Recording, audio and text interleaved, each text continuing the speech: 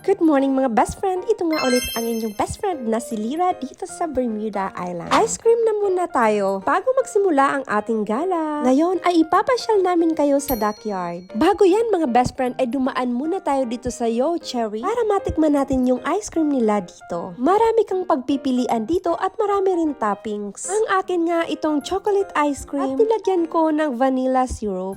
Ito naman kay James ay malatower na ice cream na hindi ko alam ang flavor.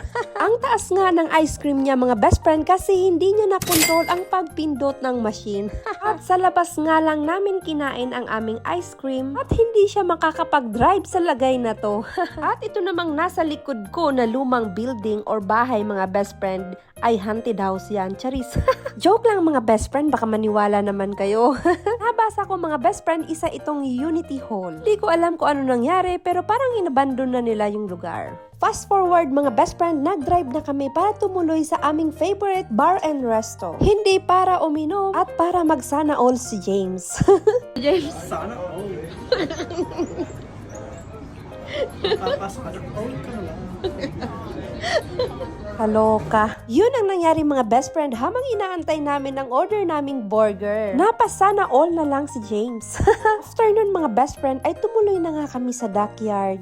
Dito kami tatambay at baon namin ang burger na in-order namin sa favorite resto and bar namin. Alam nyo ba mga best friend kung bakit naging favorite namin yun bilhan ng burger? Dahil bukod sa mura, sobrang sarap ng patty nila. Juicy at ang buns nila sobrang soft. Kaya magaan siyang kainin. Pero of course, walang tatalo sa ating Jollibee burger. Wala nga lang Jollibee at McDonald's dito sa island mga best friend. Kaya medyo matagal-tagal na rin kami hindi nakakakain ng tunay na masarap. Ha! Tunay na masarap! Huy! Masarap naman talaga yung burger na binili namin mga best friend. Pero habang kumakain kami, pinagkukumpara namin yung burger nila at burger sa Jollibee. Itong gusto ko talaga yung burger sa Jollibee. Nakakamiss nga eh. Yung cheeseburger nila mga best friend at may mayonnaise na may ketchup, hindi yun mawawala sa order ko pag ako ay nasa Jollibee.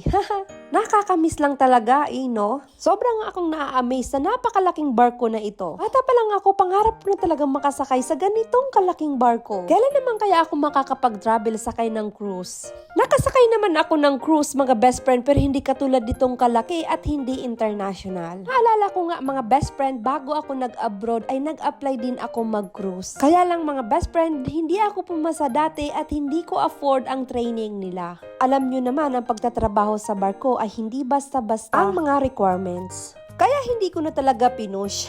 Naging barrier din sa akin na hindi ako nakapagtapos ng kolehiyo. Pero naging maswerte pa rin ako dahil nakapag-abroad nga ako mga best friend. At Charis, nandito na nga tayo sa Bermuda.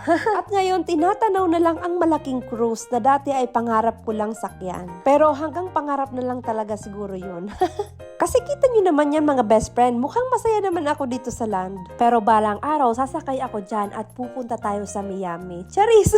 Sa laki niyan mga best friend, lahat kayo ay kasama.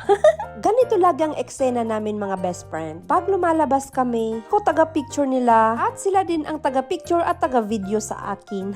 Babait nung kaibigan ko. Sa totoo lang mga best friend, para kaming magkakapatid nito. Sa dami naming pinagsamahan ay ewan ko na lang. Buti nga mga best friend ay pare-parehas kami ng trip nito. Pero minsan mga best friend, hindi pare-parehas ang off namin. Kaya dapat sulitin ang bawat labas. Kasi alam nyo mga best friends abroad, dapat ay may tunay kang kaibigan. At least may nasasabihan ka ng problema, may nagbibigay sa'yo ng advice, yung tunay na concern sa'yo. At higit sa lahat ay may kainuman ka. Huy! Ayun lang mga best friend, huwag niyong kalimutan i-share at mag-comment down below. At baka kayo ang mapili sa ating pa-surprise. Thank you for watching. Bye!